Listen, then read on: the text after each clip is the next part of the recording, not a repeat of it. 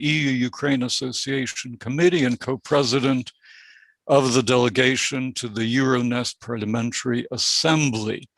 And she's been involved with Ukrainian affairs since at least 2004. I could go on, but I won't, since we're somewhat pressed for time. And I'd like to start the discussion by posing a question directly to Mr. Gahler, since you are, again, the one who is unfortunately going to be leaving us, and that is the following. In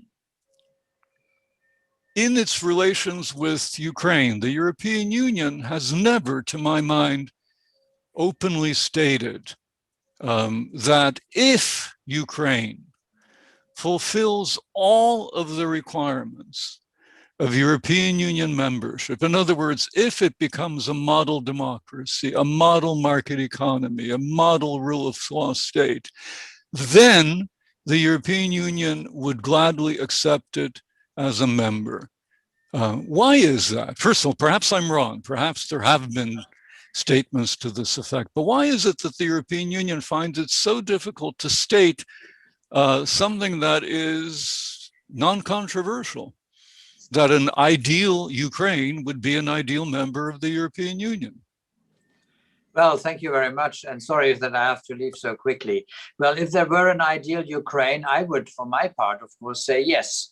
The European Union has not, so to say, extended any specific invitation or confirmation to any specific state, because we have an Article 49 in the Treaty of Rome, which provides that any European state can become a member and apply for it and become a member if he fulfills the necessary criteria. I can imagine that the argument is not specifically Ukraine related, but overall circumstance related, because as we speak, and we have had this discussion for quite a while, there has been amongst many member states and stakeholders, political stakeholders, quite a reluctance to discuss actively about an enlargement perspective for any state. We are having this discussion even with regard to the Western Balkans,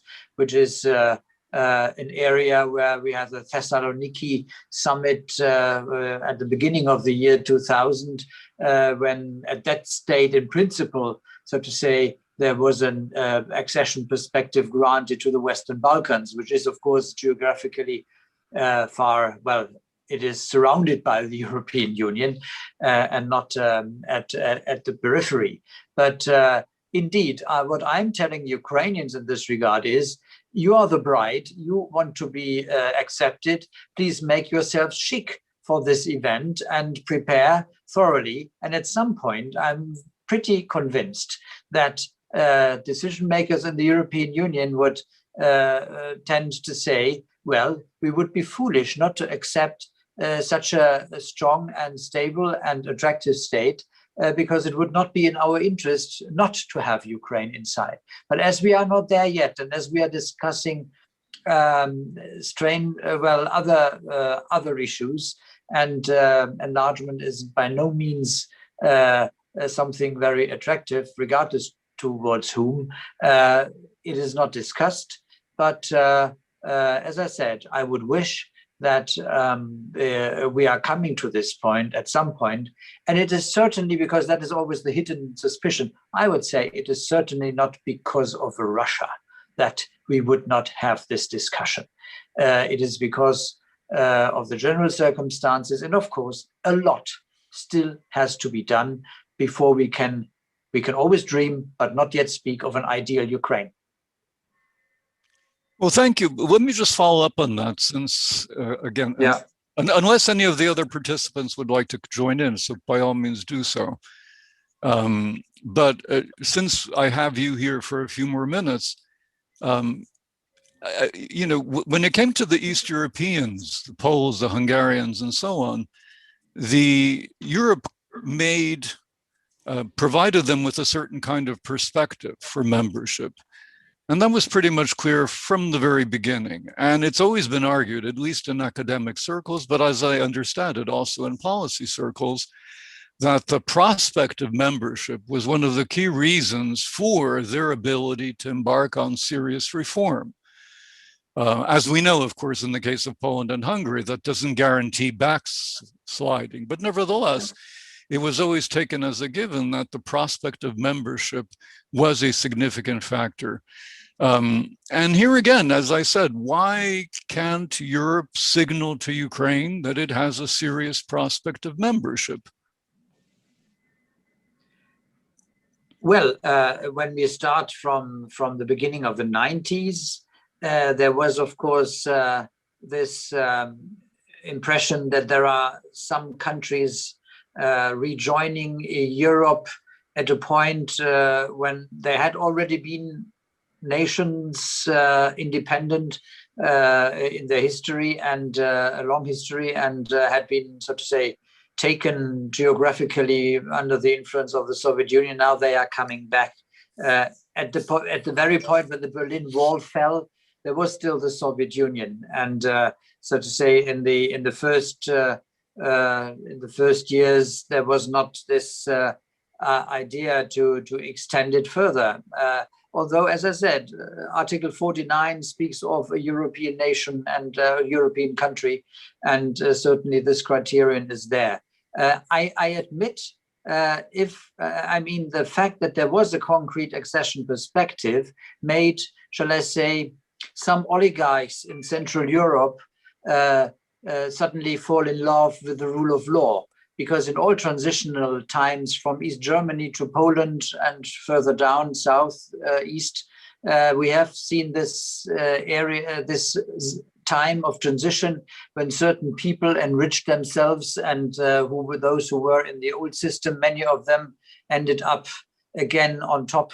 But now, at some point with this perspective of EU, they joined the forces who then said, okay, let us embrace the rule of law and let us have a law-abiding approach in order, on the one hand, yes, to secure what we have grabbed in the very transition times, but then to be sure that it is safe once we are in the EU. Now, this aspect of oligarchs grabbing something and having it secured through an EU perspective, that is obviously not yet there. I think that is definitely one of the reasons that some of the oligarchs in Ukraine or in Russia or in Belarus or where you name it still behave like if they were in the Wild East and could make the state or could make use of state resources for their private purposes. Certainly there is this notion, and still I cannot, so to say, overcome it in a way by ignoring the huge amount of difficulties that persist. We are working, and I would say, for instance, if I refer briefly to my report, that we, with the broad majority of more than 3/4 of the members of the House of the European Parliament, passed with more than 140 articles addressing all the areas of reform that are necessary in Ukraine to be fulfilled, and where they are in some areas well advancing, in other areas not so well. I think this is our kind of commitment to make it step by step more probable that there is a credible perspective emerging. That is my point to say. I would wish that this country, like some others, would really put all the efforts of all stakeholders together. And I think we and the real reformers, I'm speaking not the pretenders about them, but about the real reformers across the political board and across civil society and us in the European Union and specifically in European Parliament, we are keen to get Ukraine to a point where at some point it can arguably say, yes, we want to be not only a candidate, but we formalize it. And but at some point that the European Union would then be in a position to accept another status than that what we have got at the moment. Thank you, Mr. Gahler. I don't know, do you still have time, or can we? For a last question, perhaps, if you, but then I have to leave, unfortunately. Okay, then You know, we've been talking about Ukraine and partly the European Union, but one of the points you made in your penultimate remarks where it was very important to me, and namely that the fact that the European Union is currently asking itself whether it wants to expand, whether it can expand, whether, or enlarge rather, whether this is possible, useful in the near term, in the longer term, and so on. Could you comment on that? I mean, because of course this gets to the very issue. I mean, Ukraine may turn out to be a very attractive and very wonderful bride, but if the groom goes on vacation. Yeah. No, I think definitely, if look on the map, look on the globe, look where we are, how many we are. We are now, without Britain, we are 6% roughly of the global population. We still have around perhaps 20% of the world trade. And we afford roughly 50% of all social welfare expenses that are done in the world. So if we want to retain our living standard, our way of living, of organizing ourselves, if we want to do that, we must become stronger. We must become more united on the global issues. Unless we will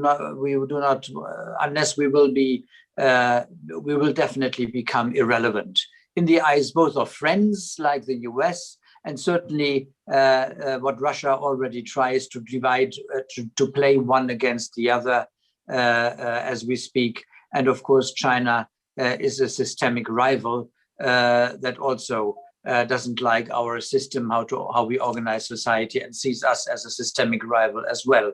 So if we are not united, we are lost. And I'm confident that we have learned the lesson of history, not only, but also the lesson how to go into a future. There can only be a common future, or there is no future. And in my mind, in the long run, Ukraine should be an active part of our common future.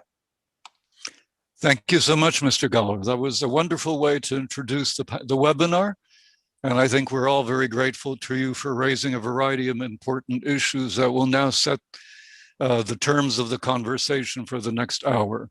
Thank you again for coming. Bye-bye. Goodbye then. Let me continue. I see Frau von Cramon is here. So we now have the full panel minus Mr. Gahler. I was going to start the discussion today with Ukraine and then move to the European Union. But since Mr. Gahler, we ended the discussion with Mr. Gahler by speaking about the European Union, let's continue with that. And I'll simply ask you to go alphabetically, if that's fine with you. So we would begin with Frau von Cramon, move on to Mr. Freudenstein, and then end with Frau Harms. And the question I pose to you is this: I mean, how do you foresee the European Union in the next 5 to 10 years? And of course, this is a critical issue. I mean, imagine the worst case scenario that there is no European Union, in which case Ukraine's aspirations for membership are resolved automatically. Of course, very few people imagine that kind of worst case scenario. And as I understand it, the arguments tend to focus on whether the European Union should become more centralized, more like a state, or whether it should become more decentralized, more like, as a friend of mine who teaches at Oxford University once said, that the European Union should come to resemble the Holy Roman Empire. So again, the choice is not between absolutist France and the Holy Roman Empire, but it's obvious, it seems to be that it's a question of either more centralization or less centralization. In the second scenario, if there's less centralization, if the European Union comes to resemble the Holy Roman Empire, for better or for worse, let's keep in mind that it survived for 1,000 years, so that's not a bad act to follow. Clearly, there would be more room for Ukraine. Because it could fit into any number of potential concentric circles. If alternatively the European Union becomes more like a state, well, things will be a little more difficult for Ukraine, at least in the immediate future. So let's just go down the list, if I may. Frau von Cramon, if you would comment on that, or anything else that happens to strike you as being important. Thank you so much for having me, and it's great to see so many familiar faces with Roland, Freudenstein, and Becker, and many others well known in Ukraine and in the European Union. So it's a big honor to be here on the panel with you. Well, I think it's highly unlikely that the European Union won't exist. I mean, to put this first, I believe I'm not just an optimist, but a realist, and a realist would still stick to the facts. So since the Brits have left, I think the most critical ones and the most skeptical ones, and the ones who were in favor of, let's say, a less integrated European Union, have already, unfortunately, left the institution. I would see that we have, let's say, different forces and different interests in that respect when it comes to enlargement or deeper integration. We have already, let's say, different level of engagement. We have the Schengen Union, we have the Euro, so not everyone as a member of the European Union is member of this and that, let's say, closer part of this integration. And so that works. It's not necessarily the best scenario. I wish we would have everyone in the Euro, or also in the Schengen zone. But even without having everyone on board, it works. So if some or even more states will decide to go ahead and to decide on a deeper integration, that would not necessarily mean that everyone else would leave the European Union. So I would say this is still possible.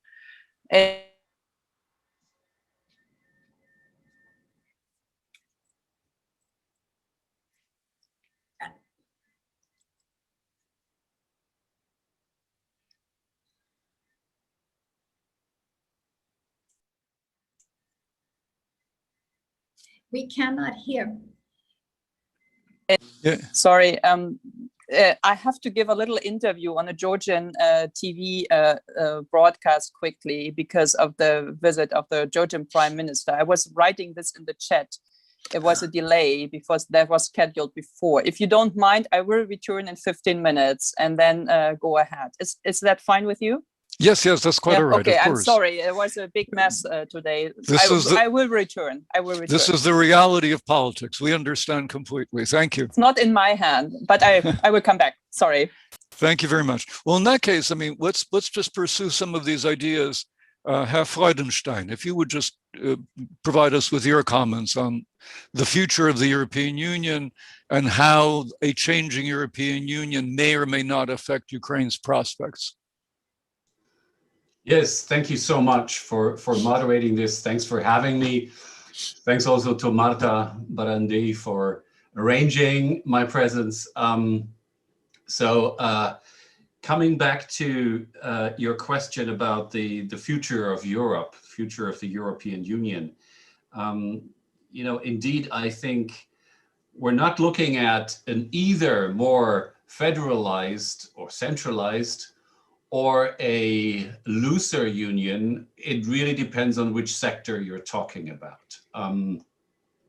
The saying maybe that came up about 10, 15 years ago in Brussels, it became fashionable to say we need to be bigger on the big things and smaller on the small things. In other words, where it really counts and where the member states or even the regions and local authorities cannot solve the problem properly and most sustainably, the European Union should take action and should exercise its competences, or the member states should exercise their sovereignty jointly on the basis of jointly created law.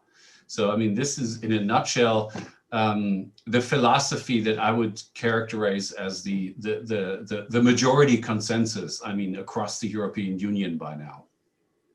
Actually, very few people want a European Union state. In British discourse has been labeled a super state. And this is totally out of fashion, I may say. There are some small political groups that would still talk about this, but they're not relevant. On the other hand, it is completely clear that things like climate change, things like security, and I mean not only external security in the classical military sense, but also justice and home affairs, domestic security. Also questions now of fighting pandemics and you know, coming to terms with digital technological challenges. All these things cannot be dealt with properly on the national level, and therefore we need the European Union. I mean, this is so far, I think, the consensus that or at least the vast majority's view on the future of Europe. And one thing I would like to maybe deepen a little bit what Gahler started. Objectively speaking, there has been something we can call enlargement fatigue. In other words, the feeling that the enlargements of the 2000s came too fast, too massively, in other words, too many countries at the same time, and that the European Union will need even more time than it has had to digest those. And when you, Alexander Motyl, correctly pointed out the backsliding on democracy and the rule of law in the European Union itself, indeed, for many enlargement skeptics, this is taken as an additional proof that we took in too many too fast, and that we should be even more discriminatory. Well, discriminatory in an objective sense. We should be even more careful about further enlargements. And this is a fact. And you know, if you look at the EU-Ukraine agreements, starting with the association agreement, but continuing with several other, I mean, basically every declaration after a summit contains this formula: Ukraine has a European perspective. Now, this is the beauty of Eurocratic Brussels, that terms like this are what you want them to be. Nothing more and nothing less, as Lewis Carroll would have said. You know, for some member states, such as Poland, the Baltic states, other countries in Central Europe, a European perspective is a code for future membership. For other countries, such as France, such as Austria, recently I would also say Germany to an extent, European perspective means everything else but not membership. And this is what, you know, this is Europe in a nutshell. This is the European Union. It's a constant compromise. So this is what everybody can agree on. Whereas if someone proposed to write future membership into such a declaration, there would be a bunch of member states that would immediately protest against it.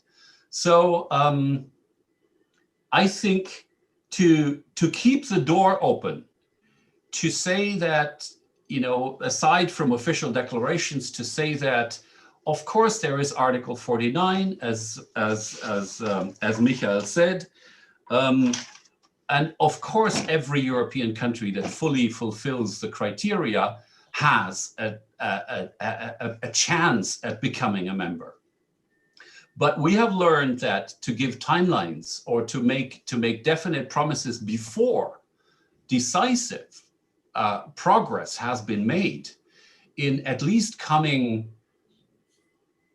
demonstrably closer to the acquis communautaire of the European Union was a mistake. And these mistakes were made in the 2000s, by the way, vis-a-vis some countries.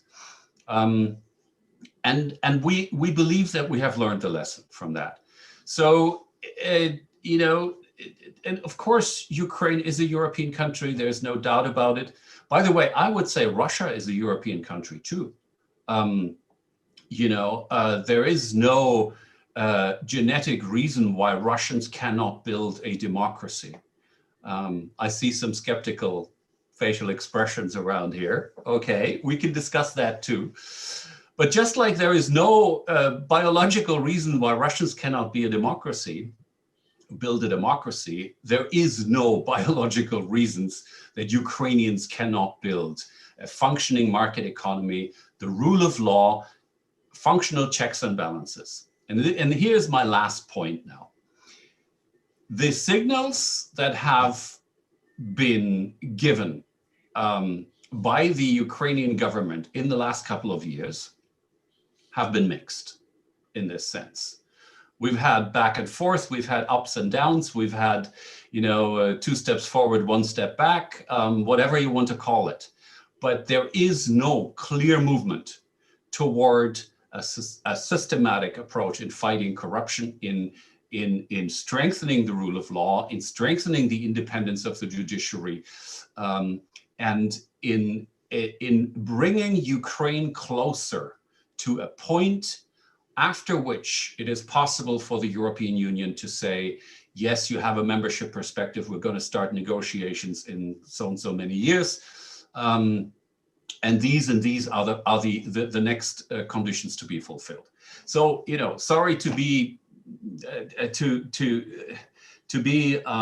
maybe to sound like someone who is overly pessimistic, but I'm giving you the nature of things in Brussels and in most capitals of the member states. This is where we are. We need to make the best of it. And again, I emphasize there is no reason at all why one day in the future Ukraine should not become a member state. Thank you very much. We'll pursue the issue of what Ukraine needs to do or not do in order to become more attractive for European Union membership in a minute or two.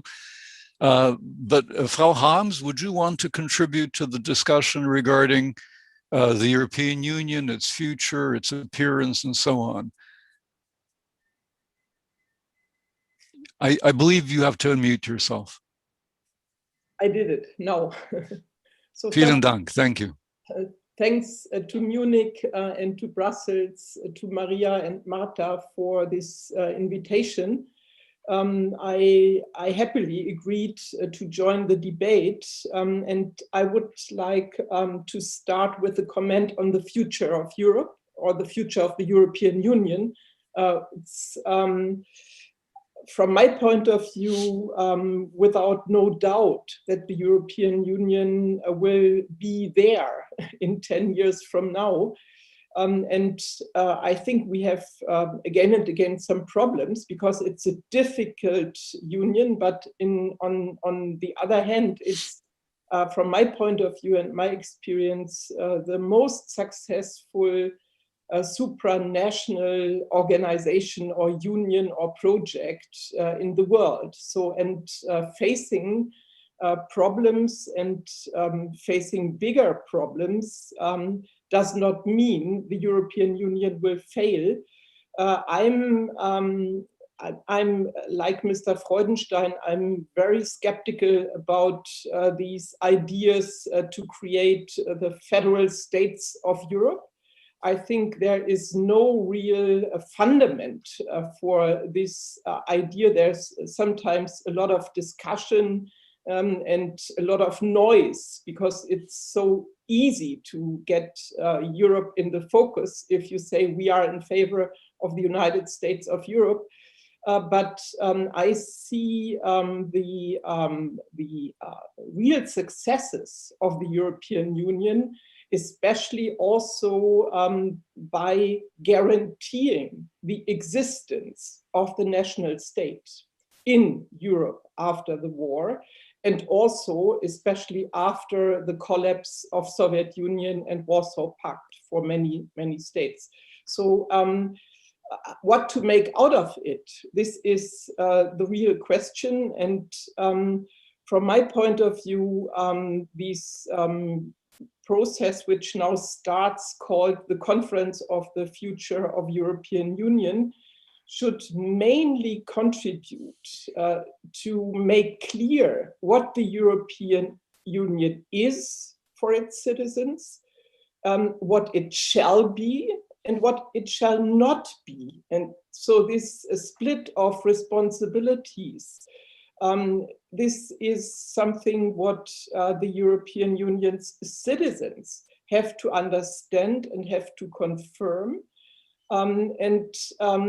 I think this is probably the most important step to be taken to make the fundamentals of the European Union right now more robust.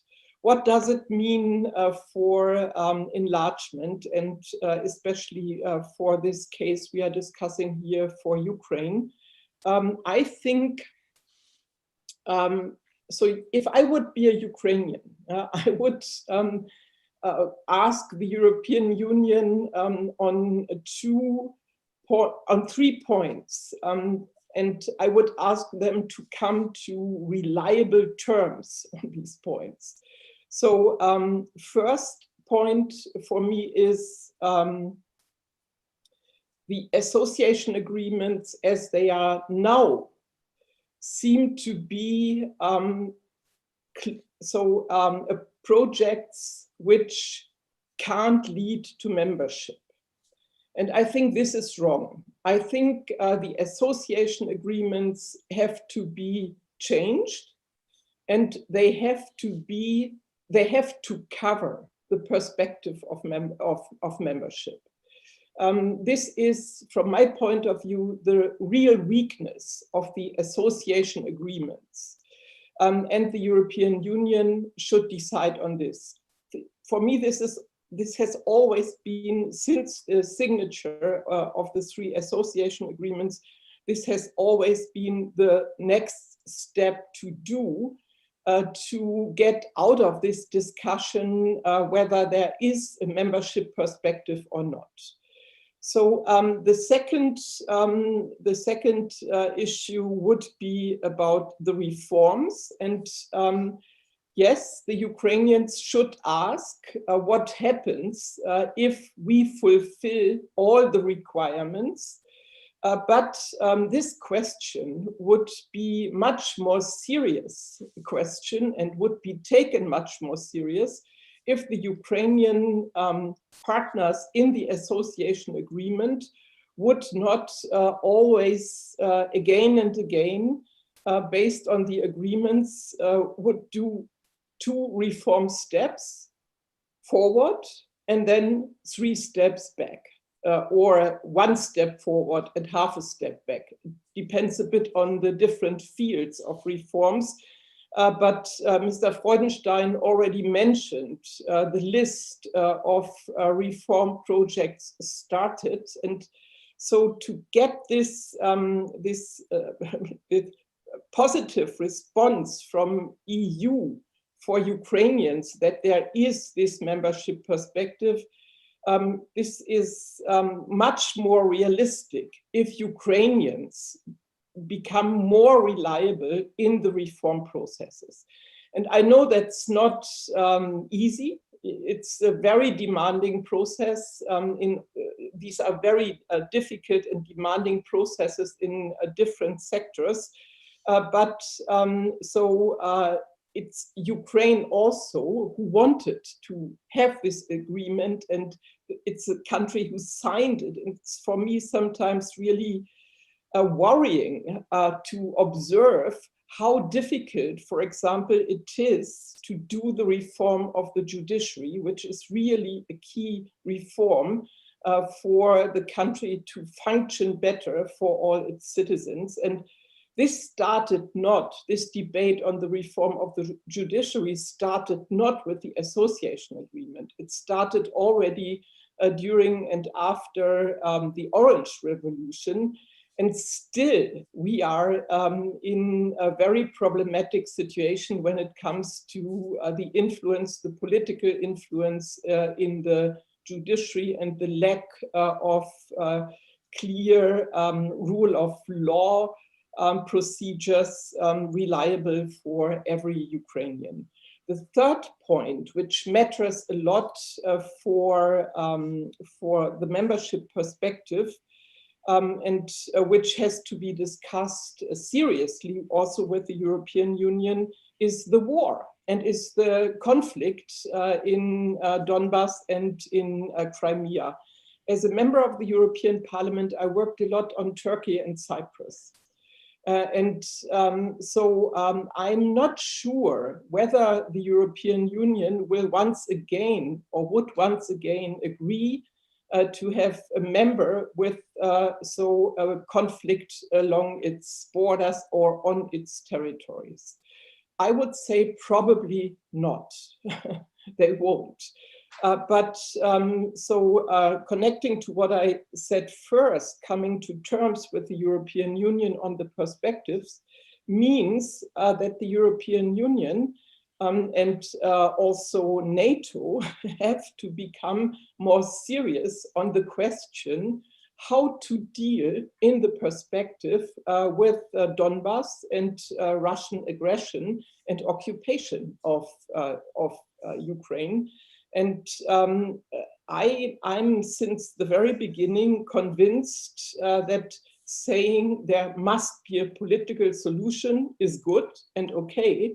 But if there is, after 7 years of war, no political solution, then also the European Union and NATO have to revisit their strategies and how they increase pressure on Russia. Because Michael Gahler was right by saying the Kremlin should not decide who is member of the European Union and who not. But with this occupation and the war or conflict, ongoing conflict, Russia and the Kremlin, they have huge impact on the future perspective of Ukraine in the European Union. And so these, I think, are my 3 points I would recommend to debate in between Ukrainians and EU. Thank you very much. That's a wonderful agenda. Before we go to Frau von Cramon for her comments, let me just go quickly to Herr Freudenstein. How likely is it, in light of what you were saying about enlargement fatigue and things of that sort, and the necessity for some degree of ambiguity? You mentioned the case of European future prospects for membership, things like that. How likely is it that the European states would be willing to take Frau Harms's suggestion to heart and rewrite the association agreement in the manner she suggested?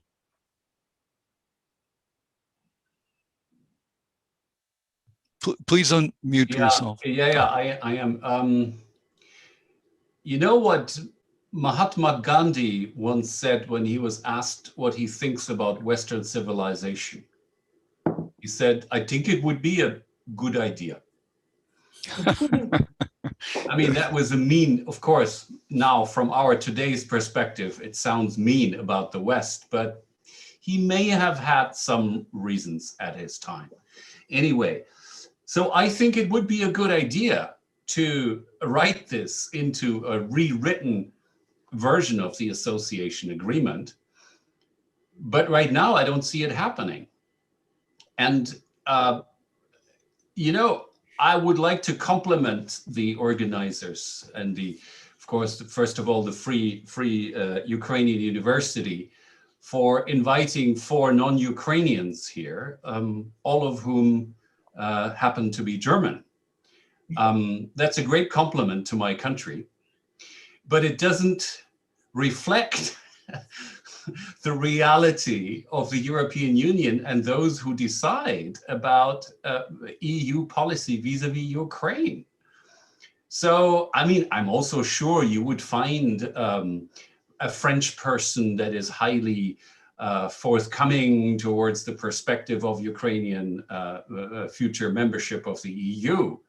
But the likelihood, for example, if you invited a French person or a Dutch person, for example, or an Italian or a Portuguese, the likelihood would be that that person would be highly skeptical about such a prospect and would maybe, bring forward arguments of, that then the Germans here, whose heart beats more for the Ukrainian cause, would counter with counter arguments. So I'm far from criticizing the composition of this panel, but what I'm trying to say is that you should not preach to the converted.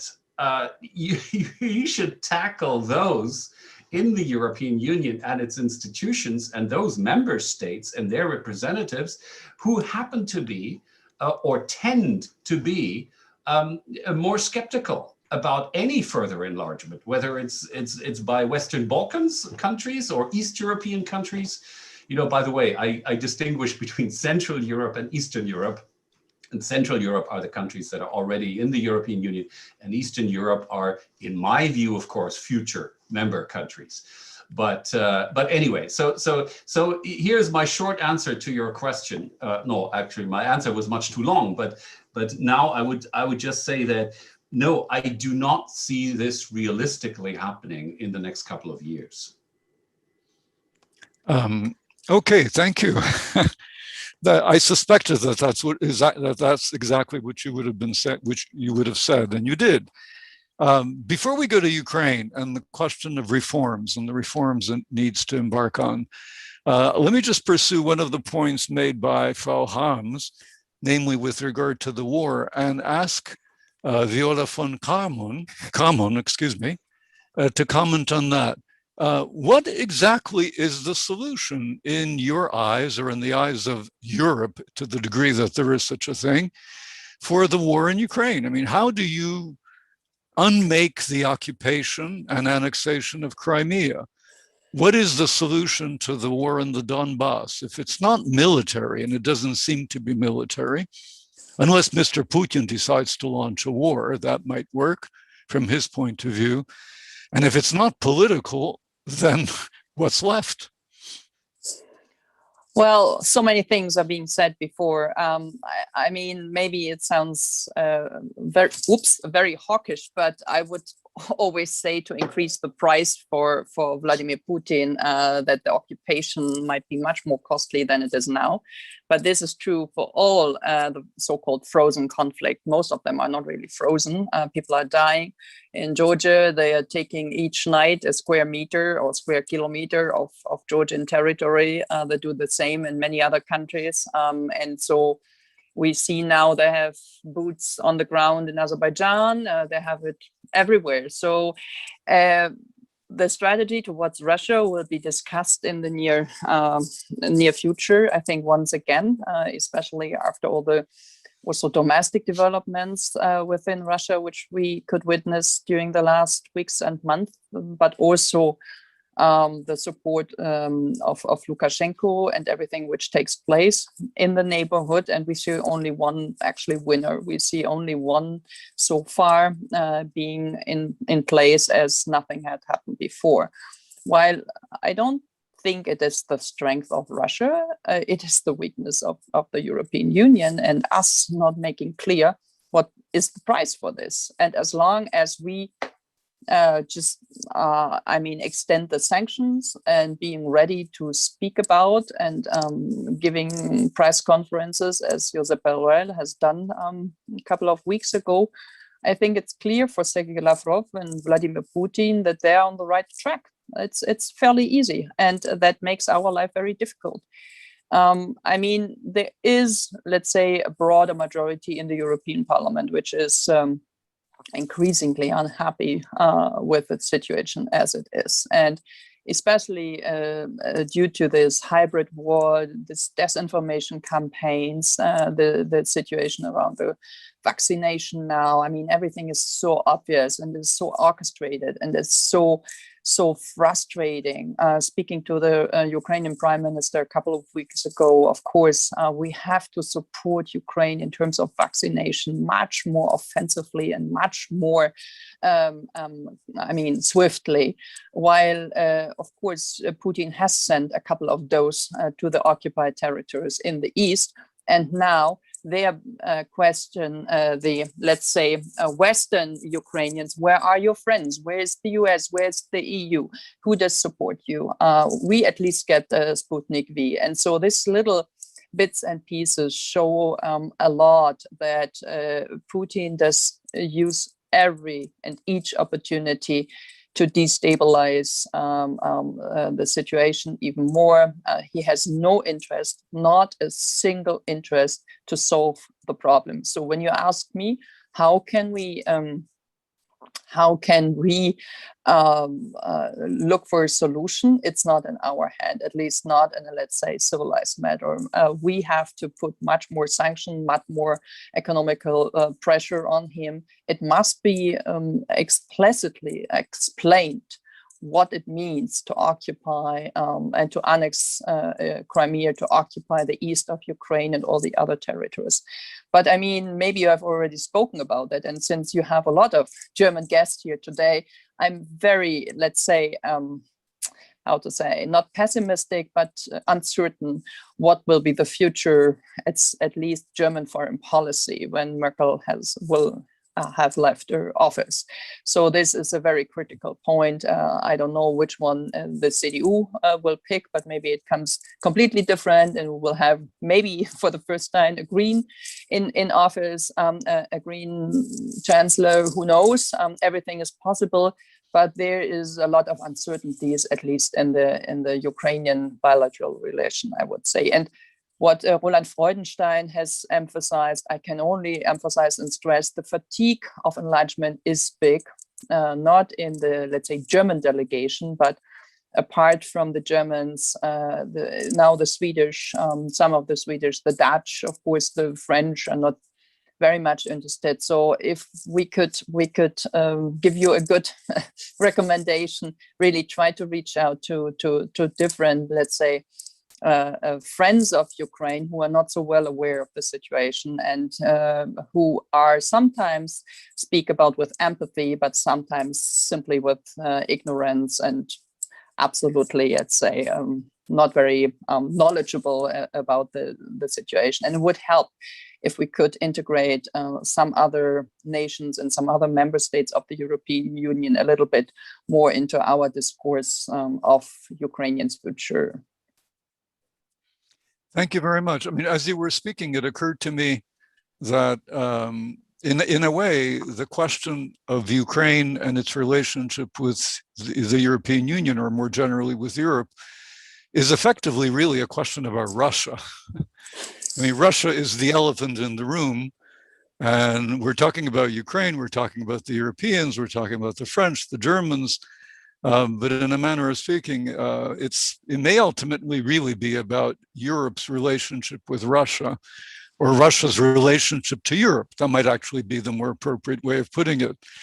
And, you know, whichever decision is made by Putin or whichever decision is made by Brussels will obviously have a great impact on Ukraine's ability to maneuver, negotiate, and either move 3 steps forward without moving 1 step backward, or perhaps continuing to move 1 step forward, 1 step backward for the foreseeable future.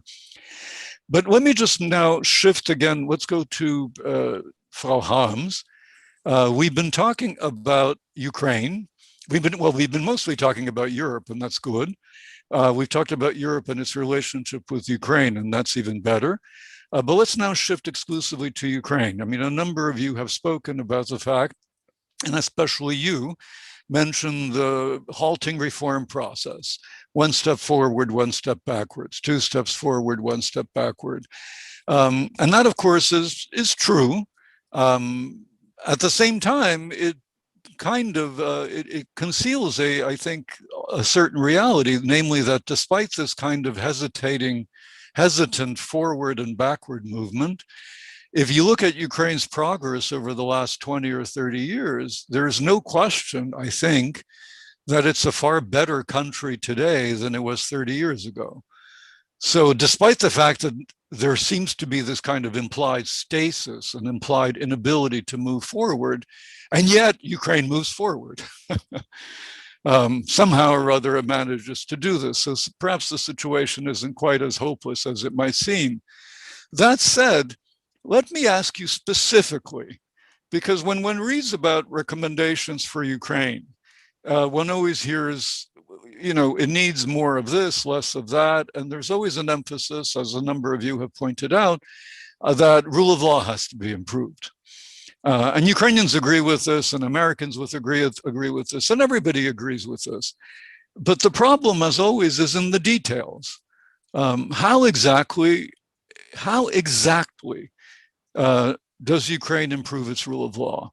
What would be the three things it would need to do in order to improve rule of law in a significant fashion? And the reason I mention this is, as you know, there was recently a decision made by the Constitutional Court, which a series of decisions which effectively rolled back a number of the anti-corruption measures. And, you know, I'm not a fan of President Zelensky, nor am I his harshest critic, but he faced a dilemma. I mean, what are you supposed to do when the Constitutional Court, acting constitutionally, subverts the country and its efforts to become more European? And he immediately responded with a series of measures that were arguably non-constitutional. Other people have said, well, you've got to convoke the equivalent of a kind of national assembly where everybody would be assembled and they would essentially rewrite everything. Well, I suppose that's possible, but again, strictly speaking, that too might be unconstitutional. So what exactly is to be done? This is not only a problem of President Zelensky. I think also other presidents faced the situation that they wanted to do or had thought they had to do something. And often I thought they were right. And they did it against the rules or against the constitution. So this would normally mean that afterwards, you change the law, especially if you have an overwhelming majority behind you or a majority for this behind you. But this never happens. So you can see the recent decision on the cancellation of licenses for the Medvedchuk television channels and the whole story, how they did it. I'm completely fine with the cancellation. But I would, I think it would be much better if Ukraine could start to do these decisions based on rules and based on the law. And why is this? Why this happens again and again, that the president or the government are acting against the rules? This is because you have not achieved a situation in which the lawmakers can really independently and out of the grip of some of the big players in industry and economy, leave them to do what's necessary. I think this is still for Ukraine a major step to go, to split, to cut the direct influence of oligarchs on political decision making. And for the judiciary, so I know not only cases in the and around the Constitutional Court. I followed over the decades also because people involved me, even if I did never want it. I followed some of the cases in which Ukrainians or also German citizens faced local courts or regional courts in Odessa or in Dnipro or in Bakhmut. So it's the same situation until today in many courts as in hospitals. Without paying bribes, you don't get to even a session of the court sometimes if you need it. This reflects that the independence of the judiciary and working according to the rules and based on rule of law is still a step to be done in Ukraine. Okay, thank you. Herr Freudenstein, would you like to take part in the discussion? I totally agree to everything that was said, and you know, I think the cutting edge in what think tanks are now advising European Union institutions and member state governments to do is to generally incentivize the Ukrainian government and Ukrainian institutions for further reform, or for a more steady reform course, by the old more for more, but also less for less principle. In other words, a stronger conditionality on all additional forms of assistance, of help, of support that can be given to Ukraine, but also concerning market openings and so on. So in other words, all this should be much more strictly conditional upon clear and steady progress in strengthening the rule of law. And you know, I've just looked at a paper from the German Council on Foreign Relations, you know, authored at the end of last year, which claims exactly this, and which has, by the way, 2 female Ukrainian authors. And you know, this is something that I think should be something that we can all agree on here, that, you know, further and stronger conditionality by the European Union tied to concrete progress is not a punishment or discrimination or something directed against Ukraine. It is, in fact,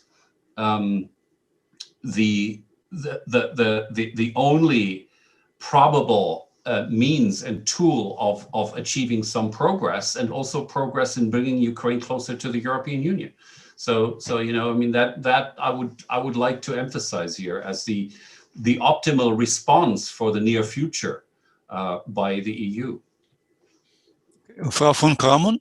Oh, before you begin your comments, I just wanted to tell the audience, if you have any questions, please type them into the chat and we'll address them if possible at the end. Yes, please. My apologies for interrupting you. Oh, no, I have not even started. And since I'm disappeared before, it's fine if you interfere. I maybe would like to see this a little bit differently. I wouldn't be too mild. While we see that people around Zelensky are people returning from Russia, having close ties to the Kremlin, and we shouldn't be naive. Those people have an influence on Zelensky's policy and politics. So there is a shift in the direction. There's a shift in the reform agenda, clearly. And what Roland Freudenstein has said, with more for more and less for less, it is more than necessary, because we would like to see this country being on the right track and being on in the right direction, and not turning back, and make sure that this development is irreversible. And we have seen how quickly this can change, how quickly this could be taken back into hands of a very few oligarchs. Even Zelensky tried to, let's say, prevent this from happening. There are many people around him who are surely on the ticket of very, very rich businessmen, and who would like to make sure that the few achievements in terms of reforms which could be could be done and could be achieved. And we succeeded together with the civil society and with some of the Maidan activists during the Poroshenko period, that this will be would be reversed. And we have to make sure that this will be happen in a larger extent. This is what we owe to the civil society and to the Western-orientated people. That's not about punishing somebody. That's about clear conditionality. I don't want to spend any taxpayers' money in Ukraine, which will then land in the hand of some of the oligarchs, to make it very blunt and to say it very, very directly. And when I see, for example, this highly corrupted Minister for Health, what he has done in the first week of his being in office, this is highly corrupt. And I don't want to see those people being in place. And when we give money to Ukraine to buy and procure technical equipment for COVID, I don't want to see this money spent 3 times higher on high prices, while the minister takes part of this for himself. And those things needs to be considered and needs to be said loudly. And the people of Ukraine should know this. And this is in our interest, and this is in the interest of the Ukrainian people. And that's why it is important not to look away when it comes to the fight of corruption. And I would like to see that people of Ukraine believe in EU institutions, and that's why we have to stay committed on this path and on this right direction. And there are many, many, many examples, what we have seen during the last weeks and months, where there are figures now on the stage in Ukraine which are not sober, which do not share the same values, and which have a different interest when it comes to energy, when it comes to other structural reforms. Rebecca has mentioned the health problem. Yes, and Poroshenko had started a very well-received health reform. Michael Gahler is very much aware of that, and he has mentioned it many times. That could have been really a successful project, but Zelensky himself was, let's say, being influenced by many people around him and not really convinced about this. And I don't want to go into more details, but that has to do with some business interest of directors of clinics and so on. And if we do not stop this behavior, this is in the harm that will harm the ordinary people, the ordinary citizen, and then they have to pay bribes even more than now. And this is what we have to prevent. Okay, thank you. I'm looking at the questions from the audience, and as far as I can tell, there aren't any. There was one to Mr. Gahler, but he's not here. So in that case, let's just pursue the discussion and see whether any additional questions emerge. And one of the things that has changed in the last few weeks, as you all know, is that the United States now has a new president with a new administration, presumably with a new vision for America, for the world.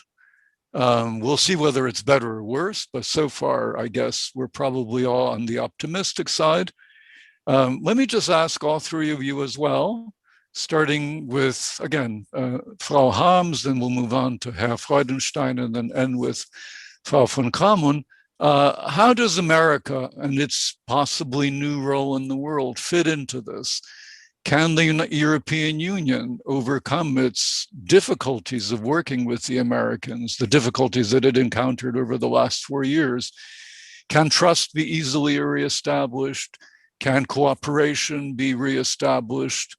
And can trust and cooperation then serve to create perhaps something in the nature of a more or less common approach, both to Russia and to Ukraine? You want me to start? Yes, please. Okay. So I'm on this issue more on the optimistic side. I think many of the decisions taken in Washington since Inauguration Day show that the relations so between the partners in the West will improve, have already improved. They are also considering the EU's interests. So there are many, many names in the nominated people, among the nominated people in offices now in Washington, which know European Union, which have been always defenders of the good relations in the West, to say it in brief. I think this all looks very good, much better than I had expected it before the elections. And there are also some differences in interests. And the real question will be how Washington and Brussels and then the capitals of the different member states will be able to deal with different interests and different priorities also in external action. But I think for Ukraine, we will return to a very good cooperation, which existed before Trump. So the Western ambassadors, the EU's and Washington's, Canada's ambassadors had a very close cooperation for many years on all the different issues. And I think there will be a kind of a reconnection in this cooperation.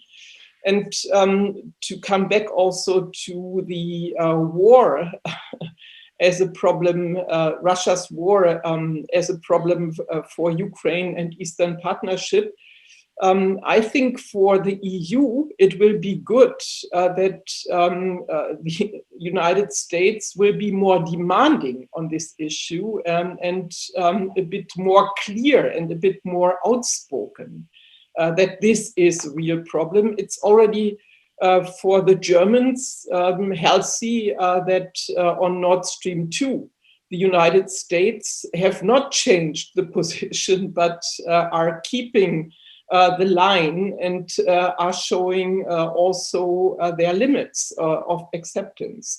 So I'm optimistic that for Ukraine, this will be refreshment of support. And what I, on the other hand, sometimes fear that is that Ukrainians immediately think the real ally for us is Washington, is the United States. If you really check who is doing what, then you can easily recognize based on the figures that EU and also some of the member states are by far more important as supporters than the United States. What makes the difference is maybe the delivery of heavy weaponry. And this is again something what also the EU should consider as important and maybe also should consider own weakness on robust support for Ukraine facing this war. Thank you so much, Herr Freudenstein. Yeah, thank you. I would have never thought I lived to see the day in which a green politician advocates arms exports.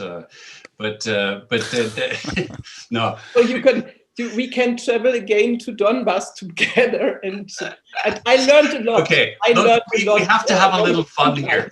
Please, Rebecca Harms, we have to have a tiny little bit of fun here. So no, I totally subscribe to what you said.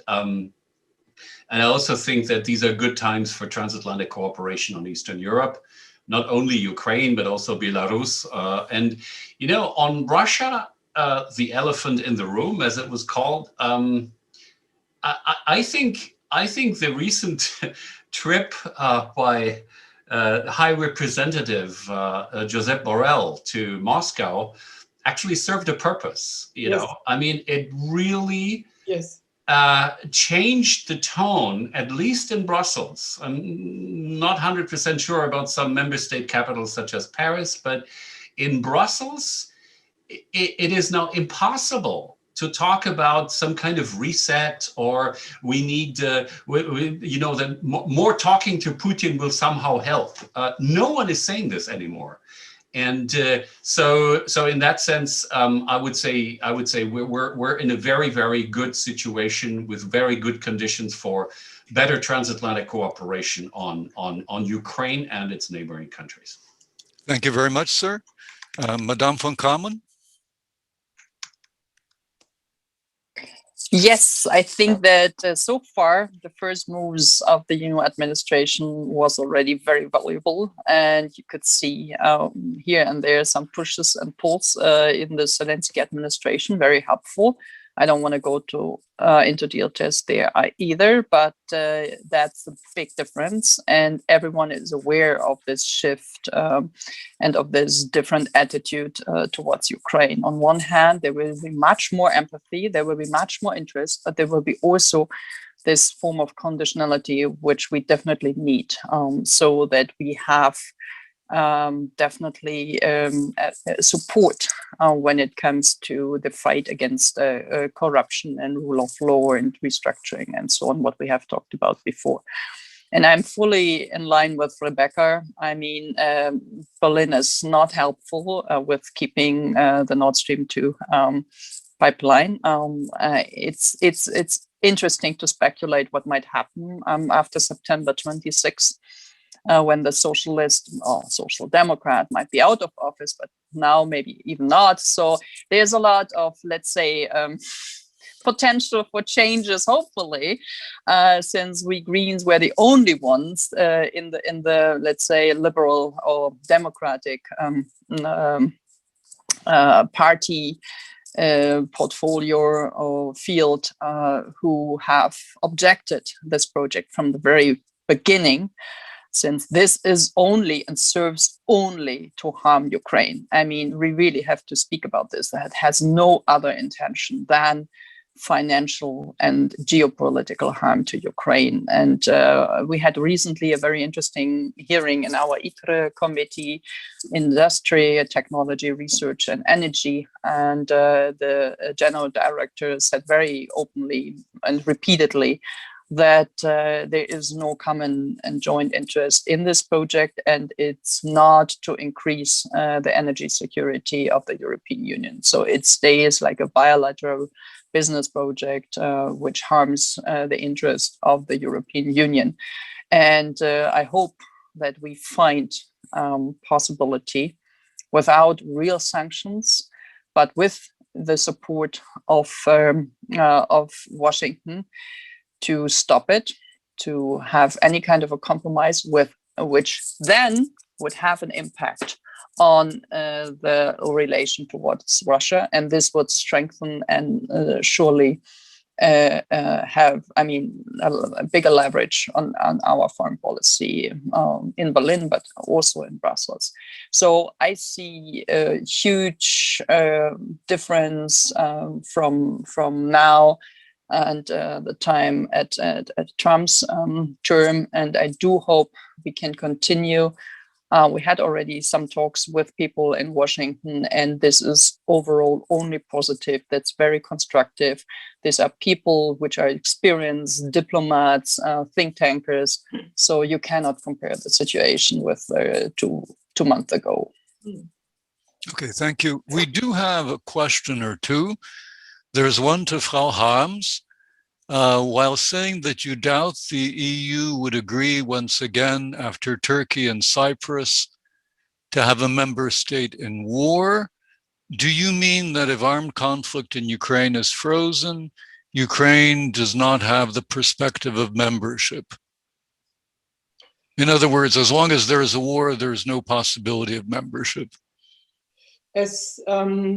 So I mentioned this case of Cyprus because I know that there is a serious problem. So Cyprus was invited to become a member in spite of this contact line in Cyprus and the conflict along this partly occupied territory. And EU hoped that this long-standing confrontation would be solved by the membership process and the connected United Nations process, and with the help of Turkey as so with a membership perspective, and Greece as a member state. And until today, you can only see whatsoever has been tried, it failed. So this experience will not, in the next case of an enlargement decision, will not so be a positive experience. And as I already typed into the chat, from my point of view, meanwhile, I'm convinced about it, that Russia occupied partly Georgia and Moldova and Ukraine, is connected also to this interest of distortion of this possible enlargement process. Therefore, I would always think that EU has to be more serious while saying it's not Moscow to decide who becomes a member and who not. So if they mean it serious, they have to stand more robust in this way how they deal with Russian aggression and Russian invasions. Okay, we have one more question, and then I'm going to ask all of you for your concluding comments. You'll all get about a minute or two. But there's a question here. What are some of the achieved reforms in Ukraine that are viewed as being satisfactory in Brussels as moving Ukraine forward towards membership? In other words, what has Ukraine done well in your minds?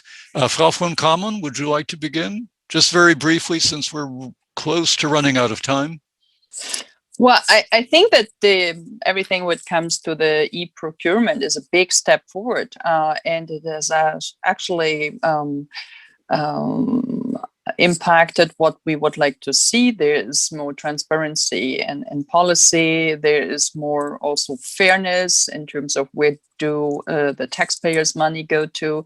There's a different already, in some parts, different generation of politicians, because they understand that's not just about earning money in politics, it's about serving the people, serving the citizens. So that made a big difference. And also when it comes to the e-declaration, of course, maybe that's sometimes a little bit too tight, because that's a little bit disputable, but in general, that was also a big step forward, sure. Okay, thank you. Herr Freudenstein, your candidates? Keeping the economy stable and the hryvnia, stabilizing the hryvnia. I mean, this is not the same as, it's not strictly speaking a reform, but it certainly is something without which any reform is completely impossible. So chapeau, hats off to Ukrainian economic savoir-faire. Yes, it's a remarkable achievement considering their track record on the economy. Thank you. And then finally, Frau Harms. So my favorites are the reform of the police, the reform called decentralization. Both are still ongoing. I also very much appreciate the creation of this pillar of anti-corruption institutions in the judiciary.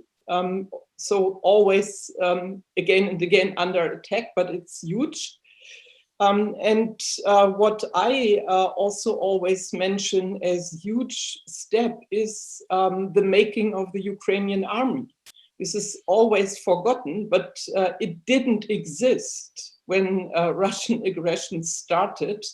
And it's a huge thing what happened, and also from the European perspective.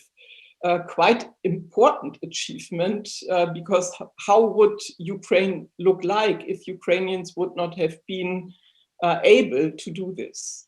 And so there are many so smaller decisions, smaller creations with the support of government and institutions in the field of culture or urban planning and urban development.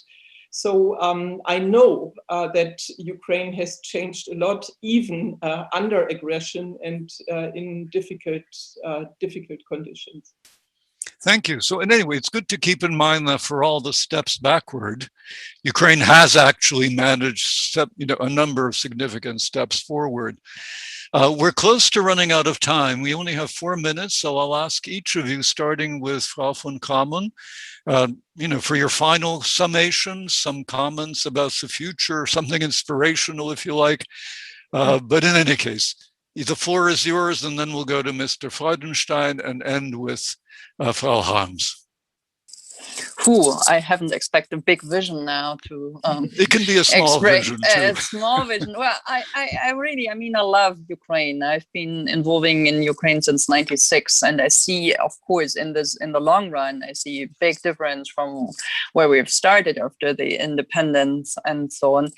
And I see new faces, as Rebecca has mentioned. I mean, the decentralization made sure we have more women in politics.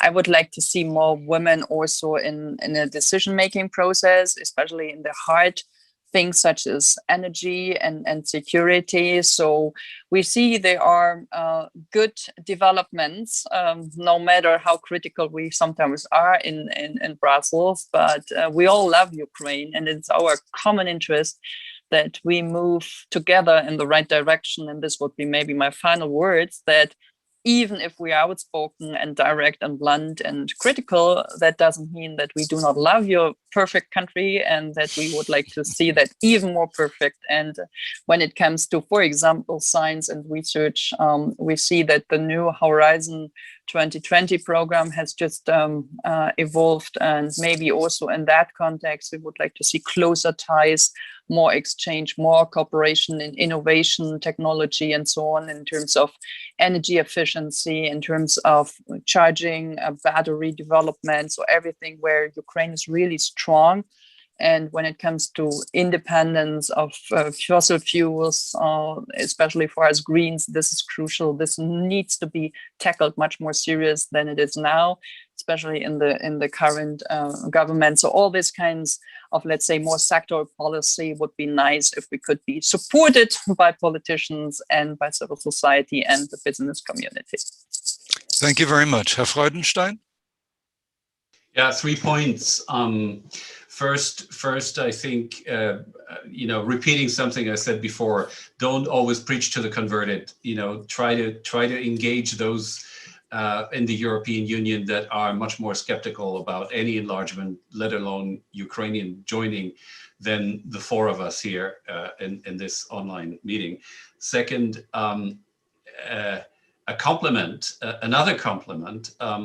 Ukraine has beautifully managed, or let's put it this way, the expat community of Ukrainians in the West, encompassing several generations, has beautifully cooperated and got its act together to help the Ukrainians back home. Having lived in Poland for 7 years, I know that it doesn't always work that well. So that works much better in Ukraine than in some other countries. And third, Slava Ukraini. Thank you very much. Frau Harms, the final word is yours. So I wished we could help the Ukrainians to regain a so positive view for the future.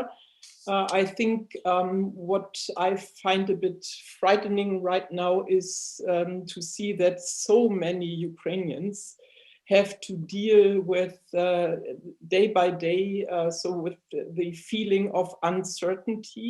I saw some recent figures published on these problems, these fears to lose your job. I think the initiatives taken by the European Union should be strengthened. I personally think that Horizon 2030 is good for the young people and for the students. I very much, and I'm engaging myself in this, I very much hope that the ideas of greening the economy, the ideas of the Green Deal, will help to push some visible innovations, which also increase the appetite of Ukrainians to engage in future-oriented projects in Ukraine. Thank you very much. I'd like to thank all the speakers. Well, first of all the audience for participating, but especially the speakers. It was a real pleasure. I listened to many of these webinars and I usually come away thinking I haven't learned anything. I actually learned a lot. It was a very interesting and a very exciting discussion. So thank you to the three of you, and thank you in absentia to Michael Gahler as well for a really fascinating and wonderful discussion regarding the complexities of Europe, the complexities within Ukraine, and last but not least, the complexities of Ukrainian-European relations at present and in the future. Before I let you go, however, I've been asked by the administrator that all of you who are now on the screen, please show yourself because they want to take a photograph. Is that okay? Yeah. All right, so.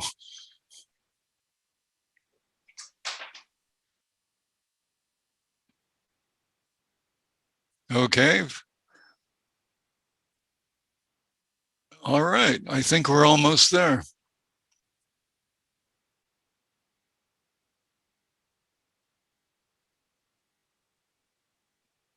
Okay, I think we can actually do the photograph. Has it been done? Yes, thank you. Well, then again, Frau von Krams, Herr Freudenstein, Frau Harms, also im Namen der Ukrainischen Freien Universität, ich bedanke mir und ich danke Ihnen auch. Das war eine herrliche Diskussion. Vielen, vielen Dank. Thank you, Vielen thank Dank you für very, Ihre very much. großartige Moderation. It was just perfect. Thanks a lot, and we are all happy to join you once again if you invite us. That was very, very nice. Although in the future, we will not speak to the converted only. No, take some French and Spanish or whatsoever. Some more Exactly. critical. Thanks a lot. Thank Goodbye. you. Bye-bye. Auf Bye-bye. Wiedersehen. Thank you. Yes, to Washington.